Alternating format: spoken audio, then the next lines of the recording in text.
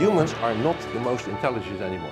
He said, when love disappears, power appears. That is a victimhood mentality. And we talked a little bit also about the future. So it's incredible that we accept this situation.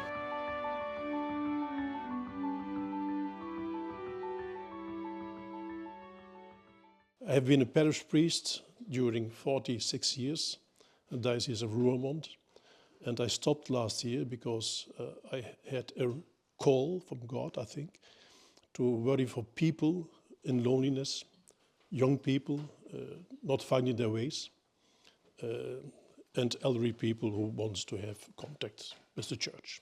So I'm free now to do what I think I have to do.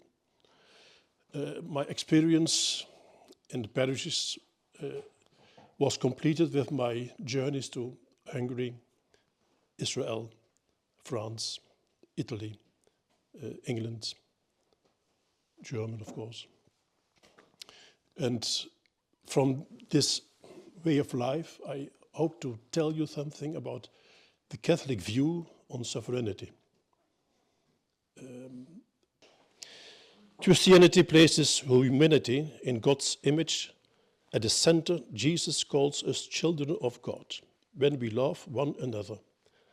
It is permissible for one person to dominate another, to patronize them as an individual, as a party, as a ruler. What criteria should sovereignty meet from a biblical perspective? The proverb I used for the theme in the land of the blind, the one-eyed man is king, means that someone with little knowledge or skill is still considered an expert in an environment where others know even less.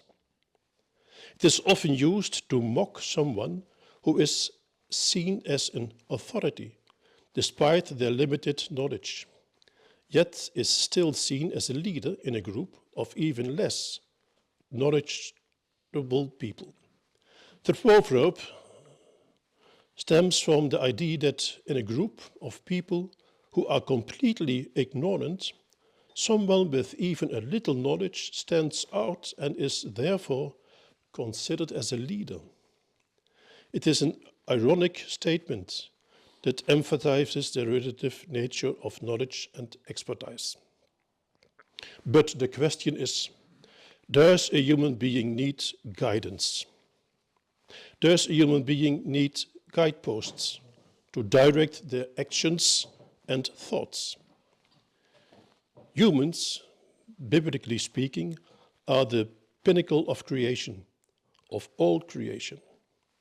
But is that human being wise and strong as a creature? For example, newborn sea turtles all run for their lives towards the water, don't they?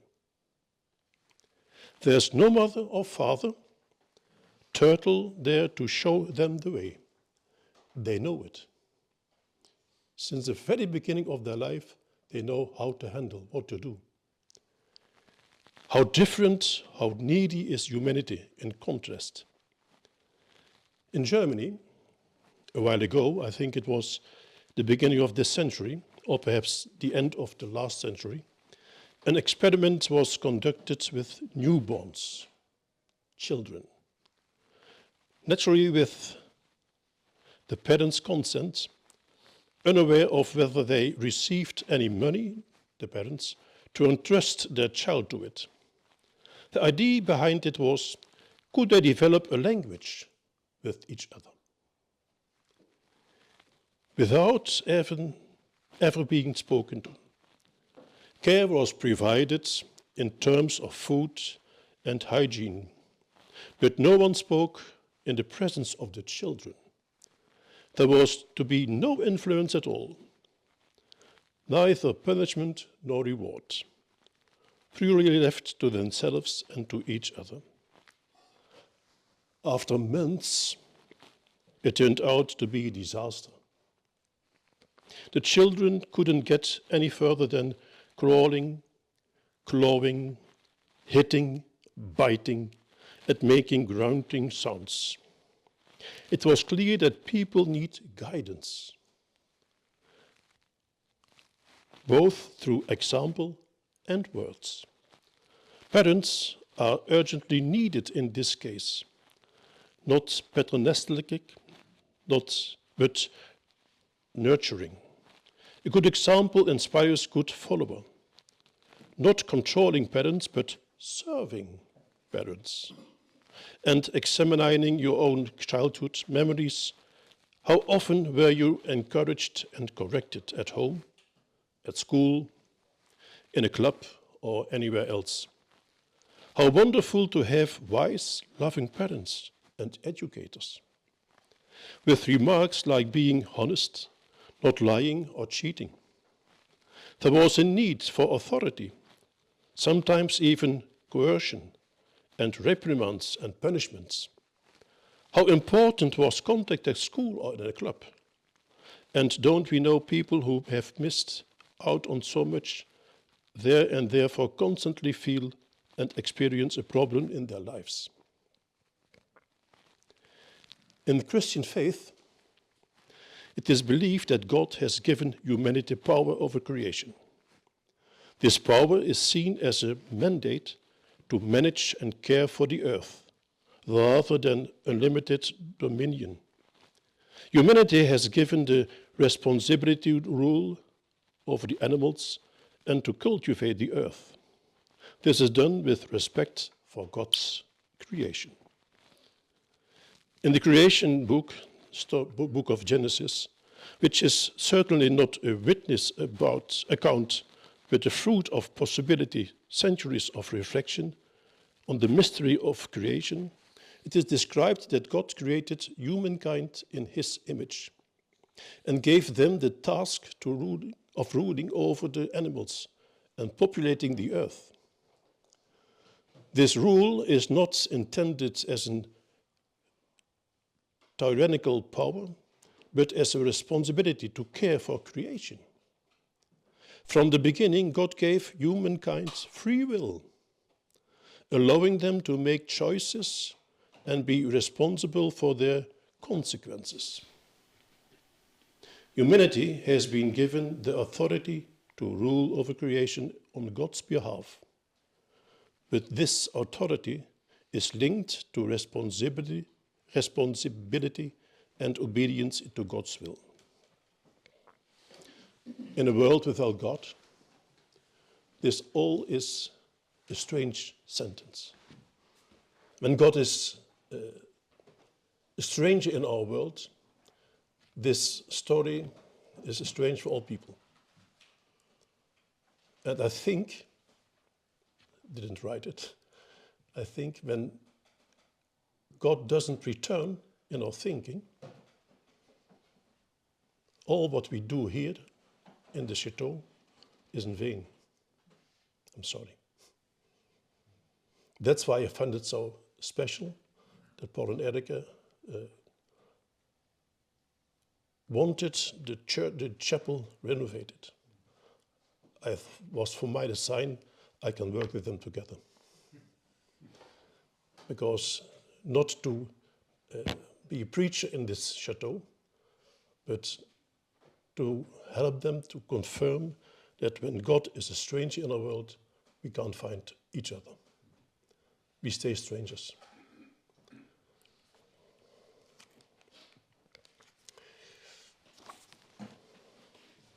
The fall of man, a story often considered ridiculous, has disrupted the relationship between God and humanity relationship with creation. In Christianity, the idea of authority is often associated with God's sovereignty. Human authority is derived from God's authority and is meant to serve and protect, not to dominate. In his letter to the Christians of Rome, chapter 13, verse 1, the convert and Apostle Paul writes, "Everyone must be subject in those in authority to those in authority, for there is no authority except from God. Even the existing authorities have been established by God." Paul sees the state in its ordained form, that is, the state that keeps within its boundaries and does not consider itself the source of truth and justice.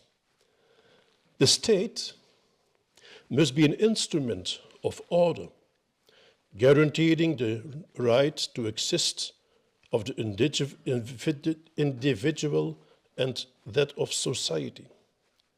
Obedience befits this state. In the Bible book of Revelation, John, chapter 13, the apostle points to the state that declares itself to be God and determines for itself what justice and truth are. Such a state destroys people.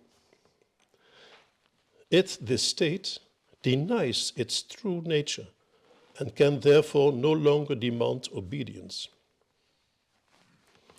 Pilate, who condemned Jesus to death, was the head of the Roman army, who consulted the people when he had to pass judgment on Jesus. In response to the people's accusations, he exclaimed, "What is truth?" He invoked the so-called democratic idea that the majority of the people should make the decision. He feared that he would face opposition from the people if his judgment differed from what the majority held. But even a majority can choose to err. The so-called majority becomes a kind of untouchable deity, capable of declaring lies to be truth. They thus become easy prey for those who skillfully play the game to exercise their sovereign power. Jesus detested 7 attitudes: haughty eyes, a lying tongue, hands that shed innocent blood, a heart that devises evil plans, feet that are quick to commit evil, a false witness who spreads lies, and people who sow conflict in the community. In the booklet, Values in Times of Change, the past Pope Benedict XIV writes, "What is the purpose of the state?" We could give a simple answer by saying that its task is to keep human society in order. By creating such a compromise between freedom and goods that everyone can lead a life worthy of human dignity. We can also say the state guarantees justice as a condition for freedom and common prosperity. From this, it follows, on the one hand, that the state must be governed, but on the other, that governing cannot be the simple exercise of power, but must protect the rights of the individual and promote the well-being of all. It is not the task of the state to transform the world into a paradise, nor can it. If it is so difficult, how can we manage? If it does try, it adopts an absolute stance and oversteps its bounds. It then behaves as if it were God, and thus becomes, as John Books of Revelation says, a beast from the abyss, the power of the Antichrist. This Pope has often spoken in his theological work and as Pope on the theme of dominion and service, emphasizing the Christian meaning of service as the true form of leadership. He argues that the true power in the church and in the world comes from serving others, following the example of Jesus Christ, who set the example of a servant who gave his life for the salvation of humanity. Benedict was aware of the temptation of worldly power and how it can corrupt the church even. He warned of the danger of seeking power for one's own sake and emphasized the importance of humility and service. St. Paul called the government God's servant. This means that the government doesn't have its power of its own, but has received it from God. For the Lord himself has all authority in heaven and on earth. Paul puts it this way: there is no power except from God, and the powers that are ordained, instituted by God. This means that we should respect the government because ultimately we obey God himself. But what if this government completely or partially ignores God's laws and commandments? Respecting, however, is different from blind obedience. In Paul's time, the Romans were in power. With the taxes they collected, the Roman government did all kinds of things forbidden by God. Yet, Paul says that Christians should respect this ungodly government. He called this submission. This is an attitude of respect and reverence for those in authority over you, such as your parents, your teacher, or the police officer on the street. But it doesn't mean that we have to accept it when the government does wrong things that go against God's commandments. Matthew chapter 7. Treat others as you would like to be treated. A final thought. This is one about entirely different rulers than the rule that God exercises.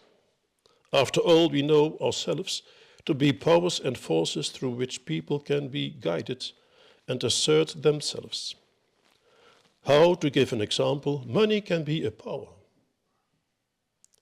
How addictive alcohol can be. How sex can pollute your conscience.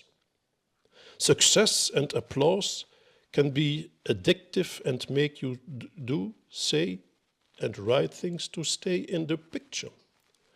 Greedy for application, and all lies becomes truth. All are powers that strive for dominion. They want to control us. And we are so foolish and mean and weak that we give free rein to one of or more of these powers, so that they can enslave us and bring us to ruin. People can therefore speak untruth without limit. They can do this because they have language at their disposal. In language they can express anything they wish. They can talk about existing things and they can invent things or events that do not actually exist. They evoke these with the help of the imagination that takes shape in language. They conjure these up with the help of their imagination, their power of imagination, which takes shape in language. People can also use this imagination to conjure up things or events they depict in a painting or in a film. But here I'll limit myself to language. Suppose I encounter someone who starts nagging me to come visit him, to show me his stamp collection. Just an example. I don't like stamps, let alone collections. And I am in a hurry. I have to get rid of this man. And so I say, yes, it's okay. I promise I'll come tomorrow. And I think, rubbing my hands, I'm not going after this. Lies, then. To get myself out of trouble. Last page. Half page. What would have happened if I hadn't done that? Maybe I would have become nervous. Lies are told in all sorts of situations. In the living room, on TV, in magazines and newspapers, or internet. Looking at the beginning of all our lives, we see that every human child from birth masters the art of manipulation, deception and seduction. Just think of the fact that a baby knows, in parentheses, that if you keep crying, their parents will take them out of the crib or bed to be in company again. No one told it the child, but they know it. And then it is regular. It's a regular word that we hear at home, in school, or on the street, that it isn't allowed.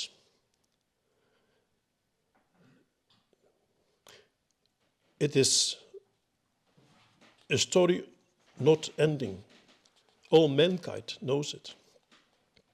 When you do not use our reason in a service-oriented way, it remains deprived of the love, the breath of life, and the vitality that originates in the harmony between thought and action.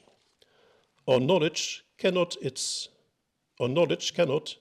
of itself produce the life force that is the fruit of knowledge in the process of purification, from egoism to virtue, from knowledge to wisdom, and from the rule to selfless service.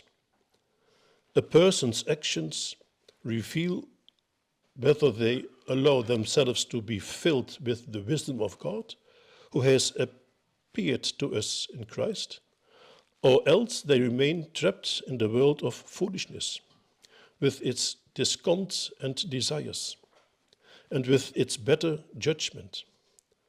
As long as people harbor bitter envy and feelings of selfishness, the wisdom that comes from above will not live, but that of the earthly, unspiritual, and selfish.